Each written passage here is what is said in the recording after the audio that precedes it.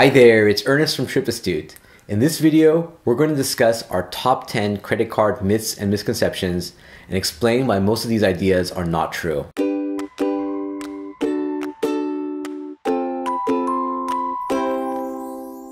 Earning points and miles is a great hobby, but I know a lot of folks still think that it's some sort of scam or that it's just too good to be true. While some of this is based on misinformation, a lot of these doubts are based on false assumptions that people have about credit cards. Even on our channel, we get questions all the time that revolve around some of these ideas, especially on how credit cards can affect your credit score. So today, we're going to review our top 10 credit card myths and misconceptions. Number 1, credit cards lead to debt. This one can actually be true. I've spoken a lot about how it's important to be responsible with your credit cards if you want to engage in this hobby. Like a lot of things in life, the credit card is a tool, but it can be easily abused and cause a person to go into debt. If you're using credit cards to earn points and miles, it's important to make sure that your financial house is in order. That means tracking your budget and spending so you can pay your bill in full. If you're carrying a balance, then you're essentially negating the value that you would earn from points. Number 2, applying for a new credit card will hurt your credit score. This one is also somewhat true, though it's not as bad as a lot of people think. When you apply for a credit card, you'll often get a hard credit inquiry, which is different than when you use a service like Credit Karma or Credit Sesame. The number of hard credit inquiries can have a negative impact on your score, so you'll often see a bit of a drop when you apply. However, your score is also influenced by the amount of available credit that you have. So by getting a new card, you're increasing the amount of available credit and also lowering your credit utilization, which is the amount of credit that you're actually using. Assuming that your spending level doesn't change, this should cause your credit score to increase over time. Number 3, having too many cards hurts your credit score. This is also a common misconception. I think it's rooted in the same idea as the previous tip about applying for cards. However, like I mentioned earlier, having more available credit and a lower credit utilization usually means that your score will go up. Number 4, you should never pay an annual fee. This is definitely false. We did an entire video on why it's sometimes worth paying an annual fee, especially if you're able to get value from the card. If you haven't seen our video, definitely check it out. Number 5, you must carry a balance in order to build your credit history. I know a lot of older folks have this misconception. I think there was a time when this was actually true. However, this is no longer the case. You can build your credit score by making sure you pay your bills on time and using your credit responsibly. Number 6, your minimum spend timeline starts the moment you activate your card. Contrary to what a lot of people think, this is not true. I actually didn't even know about this until not too long ago.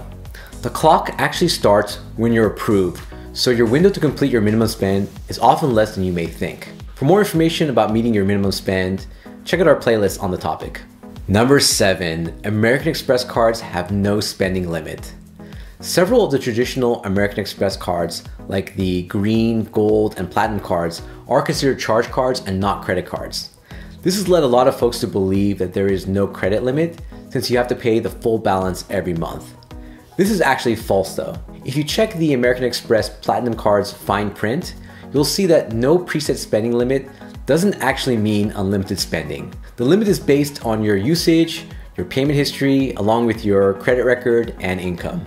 Number 8, if you stay at a specific hotel brand or fly a specific airline, you should get their co-branded credit card. This can sometimes be true. However, with the rise of flexible points programs, it can often be better to earn points that you can use with different travel partners. For example, I can earn 3 Hyatt points per dollar using my Hyatt credit card when staying at the Andaz Hotel. However, I can also earn 3 Chase Ultimate Rewards points using my Sapphire Reserve card, which I can then transfer to Hyatt or a bunch of other airlines and hotels. In this case, I actually prefer to use my Sapphire Reserve as I like having that extra flexibility with my points. Number 9, you should close a credit card before getting a new one. This is also false, and I think it's rooted in the misconception that having too many credit cards is a bad thing. Much like what I explained earlier about getting more credit and lowering your credit utilization with your new card, the reverse is also true. When you cancel a card, you'll often lower the amount of available credit that you have, which can increase your credit utilization. It's like shrinking the size of a pie so it looks like you're eating more even if you're actually eating the same amount. There are tricks to get around this, like converting cards to no annual fee versions in order to keep the account open, so check out our top credit card mistakes video for more information. And finally, number 10, it's better to use your debit card for daily purchases. This one is totally subjective. A lot of people tell me all the time that they just prefer to use their debit card to pay for things. While there's nothing wrong with that, there are some compelling reasons to use your credit card instead. It's not just the points that you're not earning, but also the protections that you get when using your credit card. When you use your debit card, you're actually pulling money from your bank account. If there's a dispute or your information is stolen, you may not have access to the affected money until the bank completes their investigation and verifies information. I've heard a lot of horror stories with this situation, so I personally prefer to use my credit card. Having a payment dispute or false charge on a credit card seems much easier to resolve and is less likely to involve me having my funds frozen until there's a resolution. For those of you who collect points, what do your friends and family think of your hobby? Do they think you're nuts? Do you get asked about these myths all the time? I'm curious whether you all experience the same things that I do. If you're interested in applying for any of the cards mentioned in this video, check out the credit card offers page on our website for the latest offers.